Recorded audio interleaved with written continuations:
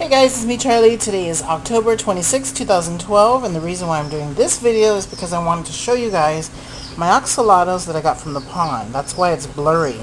The water's kind of green, and the oxalatos that were in the pond, my front yard, I didn't feed them. I didn't do nothing. They fed off of the little mosquitoes that were laying their eggs in there. They were feeding off of snails and slugs and all kinds of stuff. So I just wanted to show you guys how, even though I didn't feed them anything, they seem to be kind of hardy in the yard. And here's one of them. One's smaller and one's bigger. This one's the bigger one. I don't know if that means anything. Probably one's just growing quicker than the other. They have all their body parts, I noticed, except this one right here had his little arm probably torn off because it's growing back again.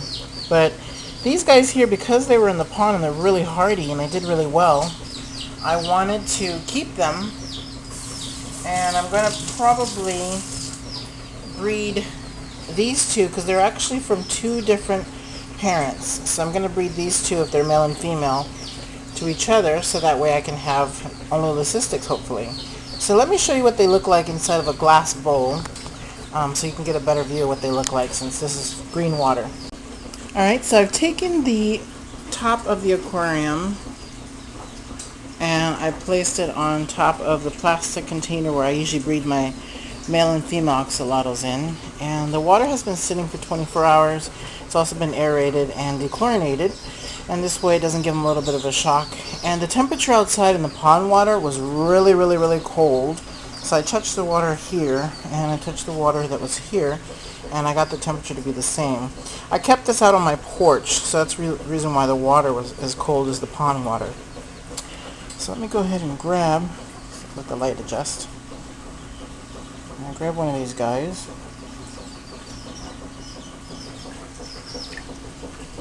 There's the first one. And let's see. You know what's funny is this little guy has a hint of green and it's white. And I believe it's because the algae. Pretty. Let me grab the other one until it adjusts. I also found a snail in there. That guy. Take him out. This is a ram's horn snail. I'll stick him in here just for now. I like to keep those in with the oxalatos because it also helps keep the tank clean from whatever these guys don't eat. Ooh, you look like you might be a boy. Yeah. And that one's slightly green too. Now these leucisticus have a lot of dark spots all over their bodies. Kind of cool. Here's the other one. So I think what I'm going to do is go ahead and feed them. I'm going to let them sit in here for a while. There's the ram's horn snail. And I'm going to go ahead and get them some bloodworms, and as soon as they adjust, then I'll go ahead and feed them and show you guys how I feed these guys. They're like, whoa, this water's clean.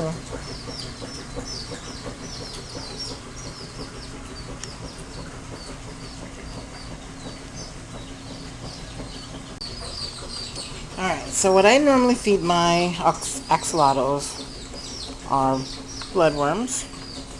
And I'm not sure if they're going to eat because I haven't raised them indoors to eat in the bright light.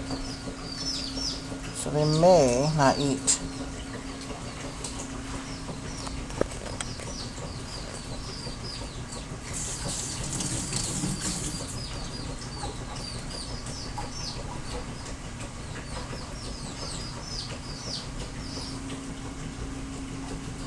Looks like he's tasting the water. Did you see the gills go down? Yep, he spots it. Or she. Oh yeah, I guess she will eat. Or he. Alright, so we'll see. You can always tell that they're tasting the water to see what it is, because they throw their gills down. Now someone had asked me if the gills will regenerate if they get torn off or if they rot off. When I say rot, I mean like if you're not doing water changes and the water starts to make their gills kind of break off because of the fungus growing on there. I would say I'm not sure, only because I have had some oxalatos have gill problems to where it was rotting off because I didn't do a water change quick enough, and some of them didn't come back. And oxalatos have 3 floppy looking gills on each side of their head, so they should have a total of 6. And my male had 6 beautiful long ones, and it seems like he has 3, 4, 5, like 4 or 5, and the 6th one isn't really coming back. And if they do come back, they kind of come back deformed looking. But the female has lost some of her gills, and they came back, but they also came back kind of short and small. So if you want your oxalatos to look like show quality, make sure you keep on doing their water changes and keep them healthy. Look at him. He's really like, ooh, where's my food? There he goes. Now look at the other one. He's listening to his body reactions, and he knows that means you found food. They're used to eating in the dark. Obviously, if they've done well this entire time. I'll try to move this food. Let me get a chopstick. There we go.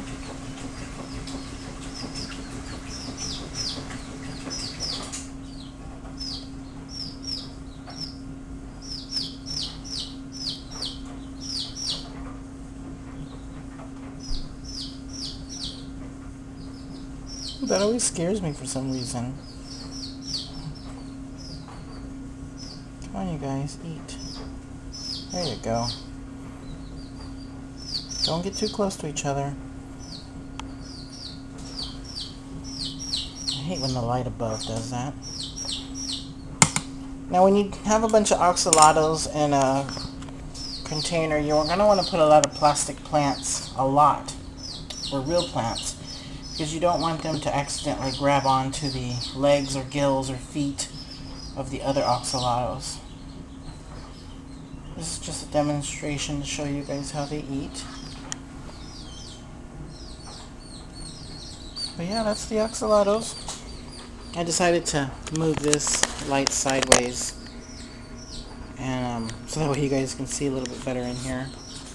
And I don't know if you guys have seen my fish lately, but they have populated like crazy, and there's just a bunch. And in this video, you guys are going to say, oh, the water's green. It's just the lighting. If you look back at all my videos, it's just the lighting and the green plants. It's like that. I'm not using a fluorescent light bulb, so it doesn't show the quality of the fish very well. But I have hundreds of babies. And I got some new Endler guppies in here too. Let me fix the lid so you guys can see this better.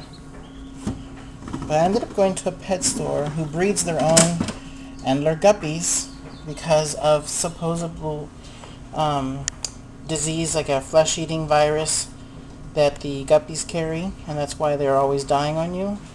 So they decided to just breed their own.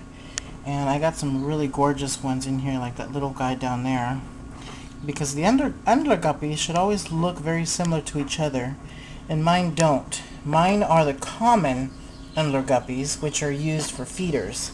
So that's the reason why I was able to get mine 10 for $1.